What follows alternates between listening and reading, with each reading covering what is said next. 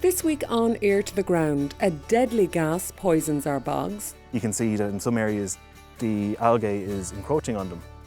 Forging a tradition in County Wicklow and calving down in County Roscommon. I spend November and December and January waiting for this time of the year. Just wanting cows, wanting to get back into this.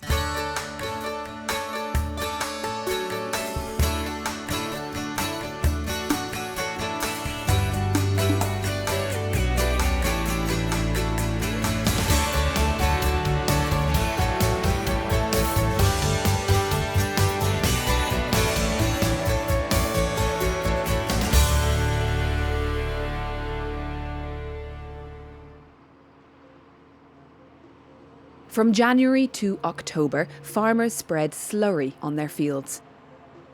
In Ireland, 40 million tonnes are deposited on grasslands each year. Slurry is smelly stuff, but what's causing the pungent smell is ammonia gas, which is released when the slurry is spread. Ammonia is toxic. It's harmful to plant species, and when combined with other air pollutants, it can cause respiratory problems in humans. Nearly all slurry in Ireland is spread using a splash plate method, which sprays it onto the land, and this releases a lot of ammonia. But there are alternatives that inject the slurry straight into the soil. Have a look at this. It's quite interesting because the slurry in this part of the field was spread using the injector systems. You can see the lines there. If you move over here, the splash plate system was used and you can see the slurry all over the ground. But what you can't see is the invisible ammonia, and scientists are unanimous and clear about this. In this system, the splash plate system, the ammonia is in the air. In this system, it isn't. This system is the future. Eamon and Brian Cullen are Wicklow-based farm contractors. Last year, they spent €120,000 to buy one of these slurry injector machines. What made you buy the new system, the injection system? We've been over and back to Holland over the last 10 years, and we noticed that it's the commonplace is injecting slurry in Holland. Splash plates are banned there, of course. Yeah, they're banned, but we then realised that the retention of nutrients in the slurry is a huge difference. Basically, your slurry that's injected into the ground is almost 5 to 6 times more valuable to you than spreading on top of the ground. Lads are seeing basically more results by using the injecting system. You're getting it all into the ground where it's needed, and there's less smells, so they're not getting as much complaints. The Environmental Protection Agency says that ammonia levels have increased since 2011. It's concerning because in 2016, Ireland exceeded EU emission limits for ammonia for the first time. Nearly all ammonia in our air comes from intensive livestock agriculture. State scientists say that the reason Ireland breached the EU limits is because of the expansion in dairy farming. When it comes to ammonia, cows are a problem. More cows means more slurry. It's a real concern for Teagasc, the state's agricultural advisory body. There are clearly challenges in relation to ammonia. I have said repeatedly that I think it's the number one challenge, actually. There is a complete lack of appreciation right across the sector of the significance of ammonia, and that's one of the first things we need to do. We need to create awareness. A lot of the measures that will tackle greenhouse gas emissions will also tackle ammonia. We've identified no less than 27 different measures, and if they are pursued on farms, it'll cost farmers significant resources to implement many of those measures.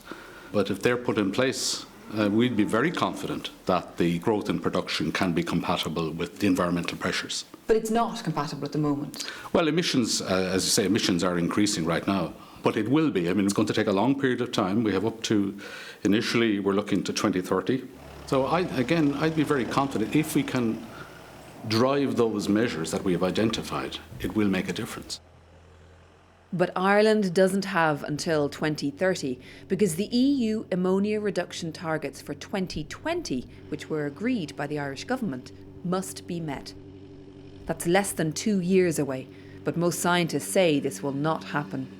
The European Commission is the enforcer of European environmental law and can take Ireland to the European Court of Justice through an infringement or penalty set of proceedings. And if Ireland fails to persuade the European Commission and ultimately the Court of Justice, it's exposed to penalties and fines, and those can be substantial in the context of a member state like ours, over €1 million in the context of a one-off lump sum fine, and certainly daily fine penalties that are in the tens of thousands. And that's a burden for the state, and the state would be left to find that money from within general taxation and distribute the burden of paying those fines across the entire of our taxpayer base.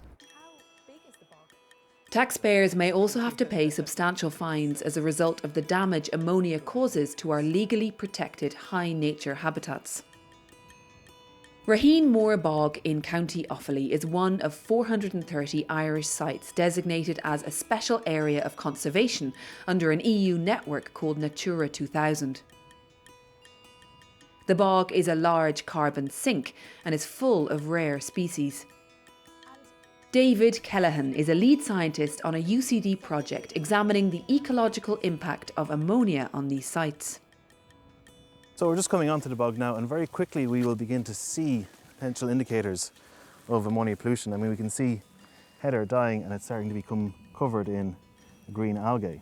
This is interesting. So this is the result of too much ammonia in the atmosphere? Exactly, yeah.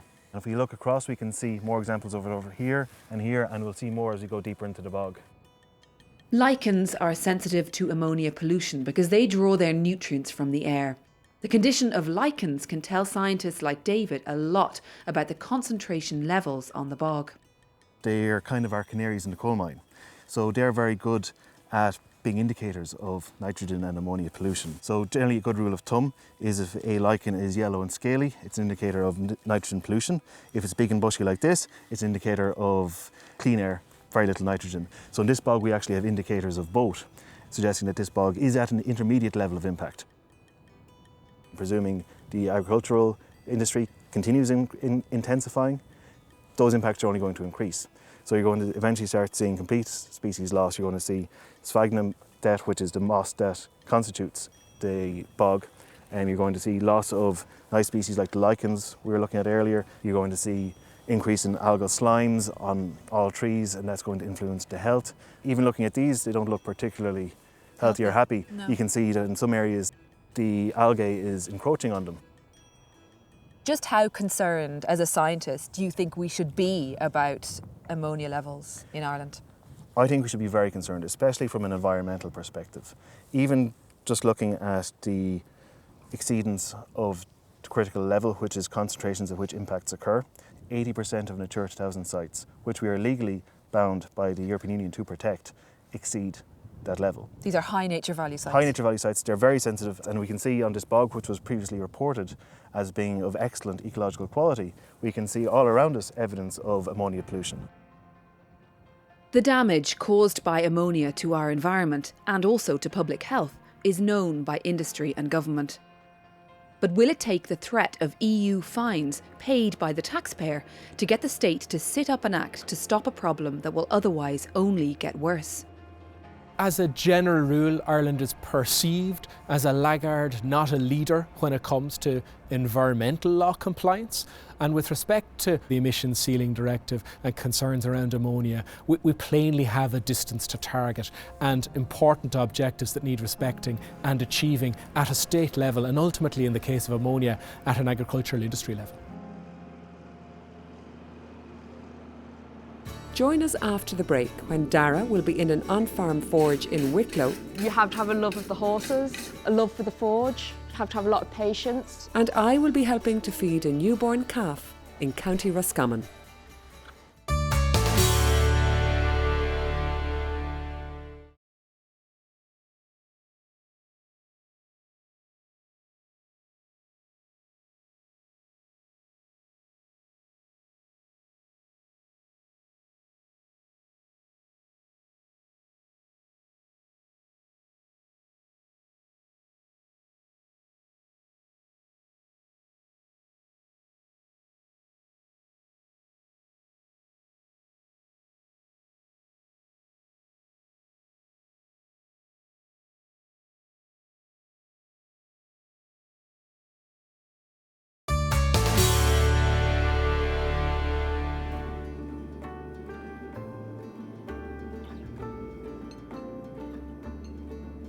For thousands of years, the forge was the focal point in every village and town throughout the country.